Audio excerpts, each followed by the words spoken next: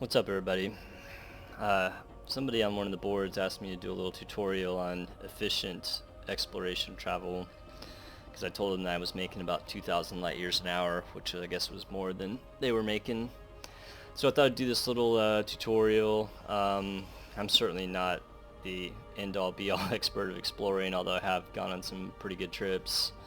I took a battle conda to Sag once. That was pretty exciting, but generally I do my exploring in ASP. So I'm going to go over a few things that I think will help you in your exploring travel to be a little bit more efficient. This is mostly for maybe new explorers or certainly not expert explorers, as a lot of this information will probably be redundant to them. So the first thing about having a good, efficient exploring trip is have the right ship. You can explore in anything, but I'm strictly talking about making distance at a rapid clip. Honestly, the best ship probably for rapid long-range exploring is Anacondas. You could squeeze the most light year jump range out of it. I personally prefer the Asp. I just think it's a little bit more nimble and super cruise, and I don't know, I just like taking pictures with it better, I guess. But so I use the Asp. And setting up your exploring ship is half the battle. You want to have a ship that is capable to get you out of trouble, but you also want to be pretty stripped down to get the maximum jump range. So looking at my ship, I use D4 thrusters. The stock thrusters on ASP are class 5, so I downgrade to class 4, and I use D to get the least amount of weight. This does make your ship kind of weak in two areas. One, if you ever got interdicted before you got out of the bubble or in the bubble on the way back to a station, your ship's not going to be very fast, and that's a potential problem. The other problem that's a little less obvious is if you go to land on a planet and you don't have as much power in your thrusters, you can get into trouble if it's a high gravity planet, so you want to be a little bit aware. But honestly, I think the Asp runs fine on D4 thrusters. Most of the time you're going to be spending super cruise anyway, plus they're pretty light. I always bring an auto field maintenance unit. Typically I don't use it because I've gotten to where I don't have any mishaps, but it's always a good idea to have one. I use an A5. That's basically the second compartment slot. It takes a lot of power, so I generally just power it off, and then if I wanted to repair something, I would just basically turn off my thrusters and then turn on the auto field maintenance unit and repair what I needed. I do use a shield generator. You want to have enough shields that can kind of keep you out of trouble, but you don't want to take anything big, so I use an A3. Fuel scoop, most important item for an explorer in my opinion. You want to use the biggest class and A-rated, of course, so I have an A6. I brought the planetary vehicle hanger. Basically there's two options with that. There's the lightweight version that takes a little bit more power, and then there's the heavier version that basically takes less power. So I went with the G2. It works fine with my setup. Cargo hatch, not an option. Frameshift drive, obviously you want the best frameshift drive, so A5. Life support, I just use D4 for the lower weight. Having an A4 life support is going to help you if you're out in the middle of nowhere, and having 25 minutes of oxygen just means you die slower if your canopy cracks. Power distributor, I downgrade this a lot to a D3. The only downside to having such a low power distributor is when you want to boost, which once again could be a problem if you get interdicted, or if you're wanting to boost on a planet, but you can get away with the D3 and it's pretty light. Sensors, obviously D5. As far as my utilities, I bring one chaff. That's basically if I get interdicted on my way out or my way back in by NPC or commander. Never had that happen, but I guess it could. You want to have a chaff just to give you enough evasive potential that you can get away. I bring 3 heat sink launchers. As you see, I haven't used any yet. I mean, you can use those if you run into a star and you need to charge up your FSD to get out, or if you charge up your FSD too fast on a star and you threaten to overheat. Also, of course, if you get interdicted, in the bubble or on the way back into the bubble, heat sinks could save your life.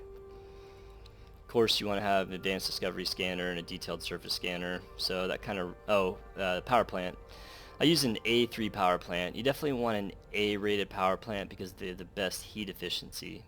As far as the class, it doesn't really make a huge difference in what class you use. So I use an A3 because it's enough power to power everything I want, but it's very light compared to the stock, I think, class 5 power plant for an ASP. And of course, detailed surface scanner. So with this setup, I basically get a 33.17 light year range on my ASP. It's pretty solid. You know, you can squeeze more out of an ASP, but you'd have to strip it down a little bit, and it'd make you a little bit more vulnerable to problems if you, say, didn't have a shield generator, didn't have chaff or heat sinks or whatever. So man, I'm happy with 33. I mean, it's, you know, not 40, but you can make pretty good tracks with 33. So anyway, once you got your ship set up and you're going to, you know, start plotting jumps, there's a couple things about the galaxy map that are worth noting. The first thing is I always deselect all of these options. The reason for that is if you say select fastest route, well then it has to draw these lines, and that takes up processing power, and it makes you know, plotting your routes a little bit slower, especially if you get into the core. If you deselect everything, it automatically picks the fastest route, so you don't have to worry that it's going to, you know, give you some crappy route if you have nothing deselected. So that's a nice little trick. As far as like what I show, I like to minimize that too, because that's just less the computer has to draw. So I go over to map. I go by star class. Usually I'll pick non-sequence stars because I'm looking for black holes and neutron stars because they're worth a lot of money. Of course, if you only pick that, then it can be hard sometimes to find a endpoint if you happen to make your 1,000 light year jump route somewhere where there are no neutrons or black holes. So I click on O and B just as something to have out there to lock on to. There's always an O or a B star around, and they're worth a little bit more money than the other stars. So, you know, you can land on one of those and scan it while you're fueling and replotting your route, and gives you a little bit more money. The other thing you could do is click on white dwarfs because they're usually pretty plentiful, although there's none right here. They're worth actually more money than O and B stars. I think they're worth like 25,000 or something. But so anyway, I've already plotted my route. I'm going to basically a black. Oh, whoops, that's my next location. Anyway, at the end of this route, which is roughly 1,000 light years, there is a black hole. I think it's 950 or something to this black hole that I'm heading to. I'm currently in the neutron star field right now.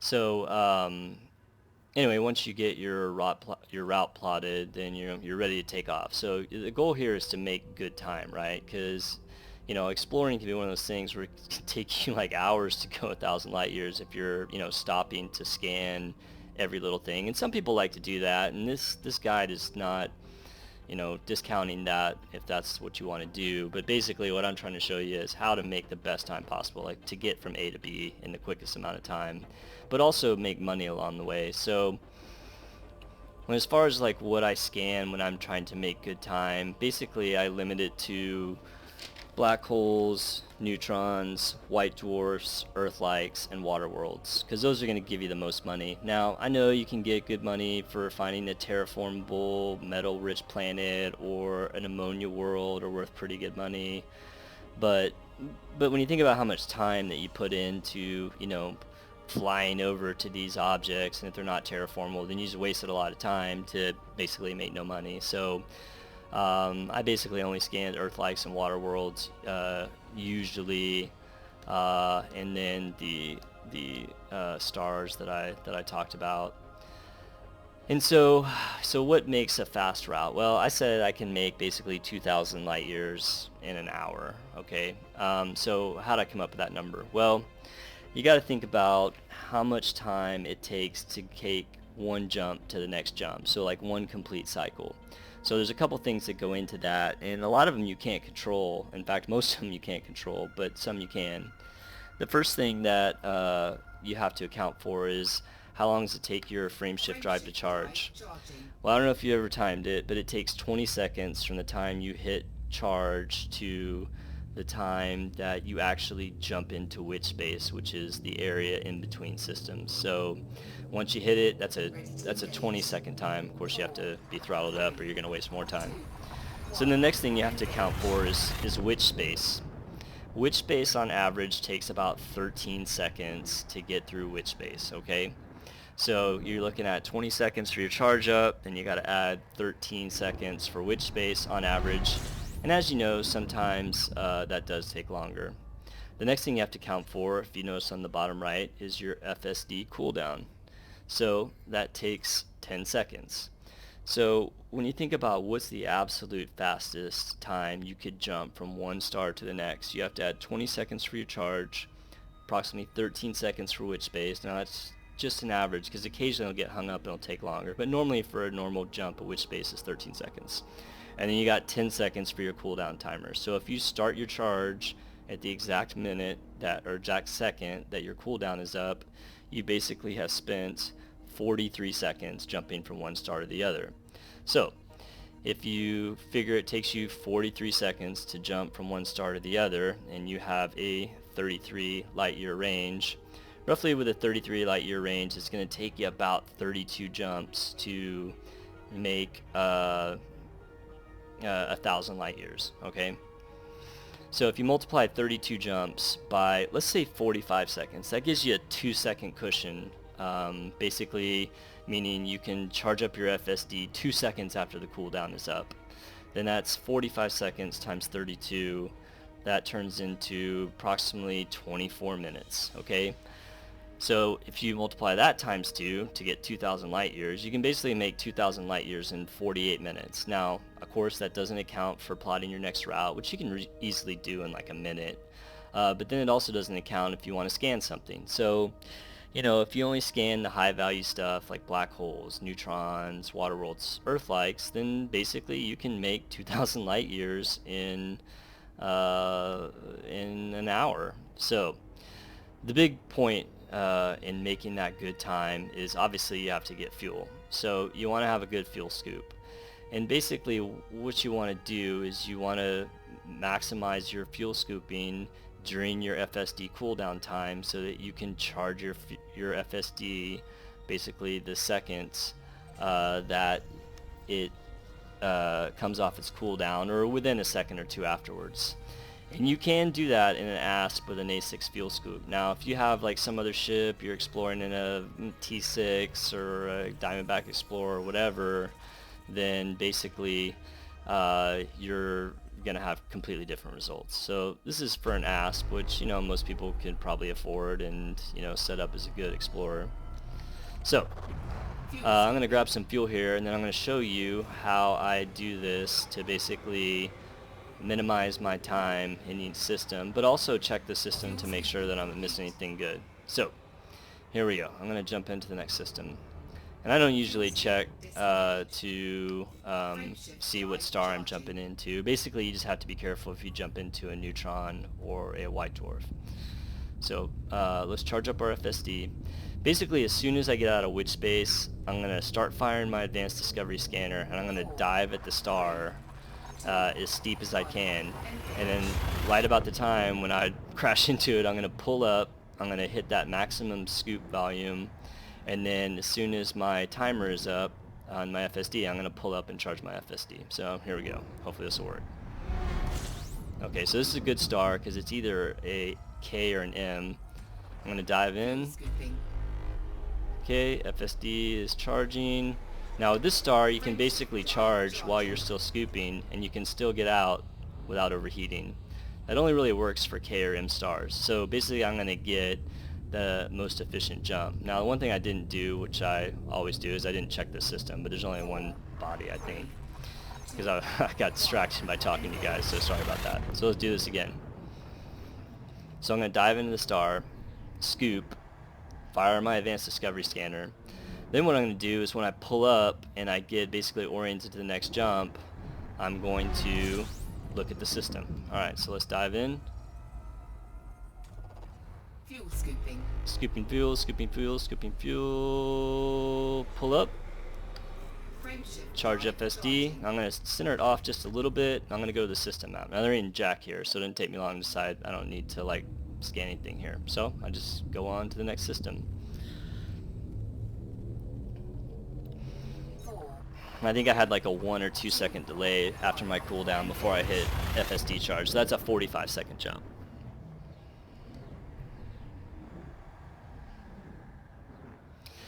So when you fly into K and M stars, it's super easy because with the ASP, with this setup, you can basically dive in and you can actually start charging your FSD when you're at maximum scoop or just right after. And with this, you can basically keep your fuel topped off max the whole time. Now there's a lot of things in this system, so let's check and make sure we don't want to stop and see anything. You got to be kind of quick. Sometimes the system map load up will screw you too. Alright, nothing here. You gotta look quick. I mean, it gets really easy once you know what to look like. Earthlights, World of Worlds, they're pretty easy to identify on the map.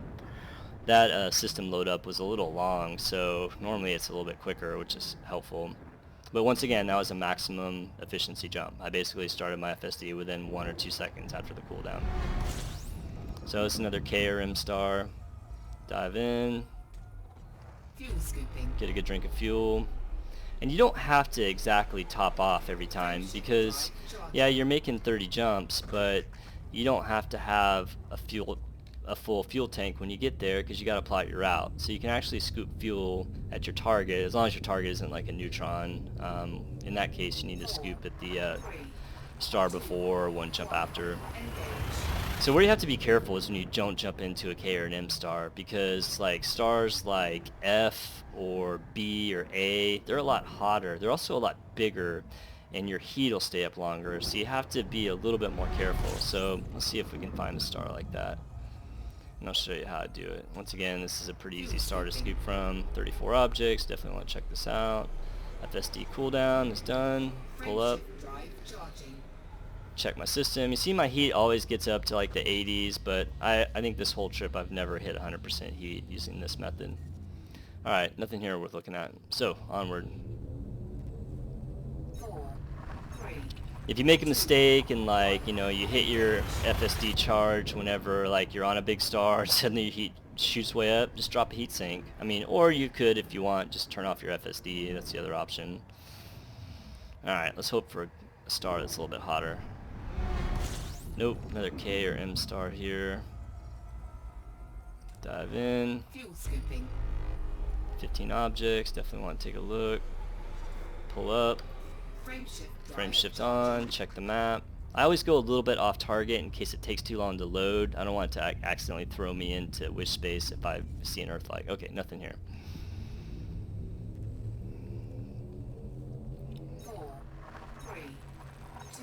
I don't know how many jumps I've made here, 5 or 6, but each one's been about a 45-second jump, so I'm making great time. Of course, if you find an Earthlight, it's going to slow you down, but hey, you're getting a lot of money for it, so it's worth stopping for that. Earthlight, Water World, whatever. Okay, a lot of K and M stars around here. I'll do a couple more, and if I don't get one to pop up, then I'll manually pick one just to show you. Alright. You see, I'm not quite at full tank, but that's okay, because, you know, as I said, you don't have to have a full tank of fuel when you get to your destination. Okay, nothing really here worth looking at. I'd really like to jump into like a, I don't know, an F star, an A star, because those are the ones you gotta be really slick when you're scooping fuel. You just basically, just to kind of jump ahead, you basically don't hit your FSD quite as quick. You wait till it's dropping pretty quickly. Oh my gosh, never seen so many K and M stars. Fuel scooping. 42 objects. Frameshift drive charging. Let's see here. Anything good? Come on, Earthlight. Nope. Nada. I don't take the time to scan the star unless it's something good. I mean, it takes a lot of time to scan, and you know, if you're getting what, like 2,000 or 3,000 for each star, but you're, you know, tripling the time it takes you to get anywhere, it's not worth it, in my opinion. Other people may disagree.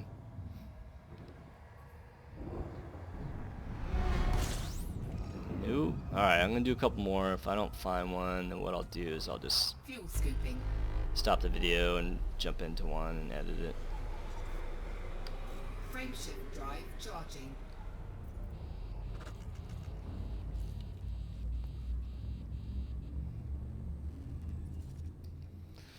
Nothing here worth anything. Some of the exploration purists may hate it that I don't scan anything, but I like exploring. At times I'll stop and explore a whole system just for giggles, or maybe look at a planet, see if there's anything cool. But you know, at this point I'm just trying to make 1,000 light year blocks and just knock them out as fast as possible. Another KRM star. It's great for my time, but not great for instructional component of this video. Nice drink from the star. Maybe 2 seconds after cooldown when I hit the FSD. Still haven't even come close to hitting 100% heat. That may be something. Let's turn it off and take a look. So, looking at that, you actually have to go back and turn off your FSD before you can target. This is probably not going to be anything, but it might be. Okay, so we're scanning. I'm going to overshoot it just because I'm taking video, and that's how it rolls whenever I'm taking video. I always make some dumb mistake. Still kind of overshooting it. There we go. Got it down to 7 seconds. Should be good. Oh, that may be a water world actually. I think it is.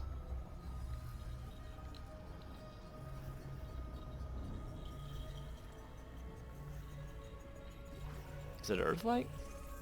Water world. So, probably terraformable. It's going to be worth some decent money. Terraformable water world. So that's actually worth good money. So definitely worth stopping to get that. Usually, once I scan that, sometimes I'll scan something else. There's another planet right by it, so I'll probably scan that too.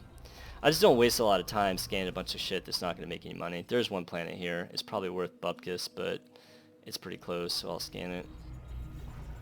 I always scan the star too, because there's a water world. People usually look and say, oh, let me see what the star is. And they'll have your name on it, which is kind of cool. I'll scan this planet real quick. This planet ain't going to be worth crap, but it's close by. Let's see. Probably won't take... Sometimes if there's planets like where I can just turn and scan it, I'll do that too, just to hit a bunch right in a row since I'm already stopped. It's probably not worth crap. I'll scan this one. That's just rocks. Alright, so nothing else here worth it. So, onward. So I probably wasted a solid, I don't know, minute or so there. But I got a water world, so it's definitely worth it. I don't know what that other planet was. Probably nothing. If it was terraformable, it would be worth money. And it's not terraformable, so it's worth nothing. Not nothing, but probably not worth scanning. But you never know. There's a lot of planets that end up being terraformable, then they're worth money. The thing is, you can't tell by looking at them, or I can. And so, you know, it's not really worth it just to scan a bunch of random planets and hope they're terraformable, unless you just really are taking your time. But, you know, like I said, we're all about trying to make the most efficient travel time as possible. Fuel scooping. 4 things here. It's probably not going to be anything, but I always take a look. Just never know what you might find. Doing good on fuel, doing good on time. Bunch of nothing here. Alright, I'm gonna take a couple more jumps, see if anything turns up. Good scannable stuff. I'm hoping for a decent star.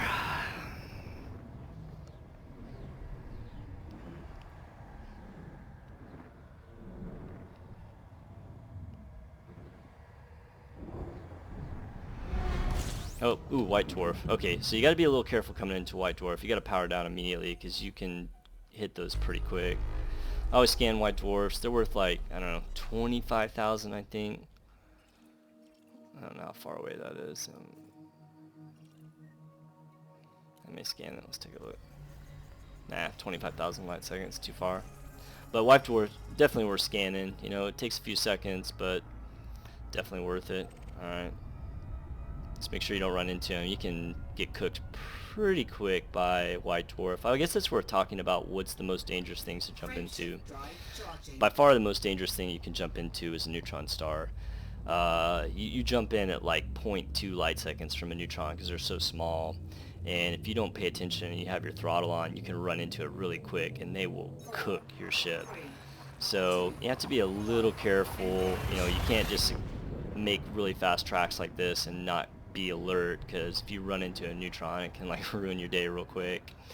Outside of neutrons, I think probably the next most dangerous is white dwarfs.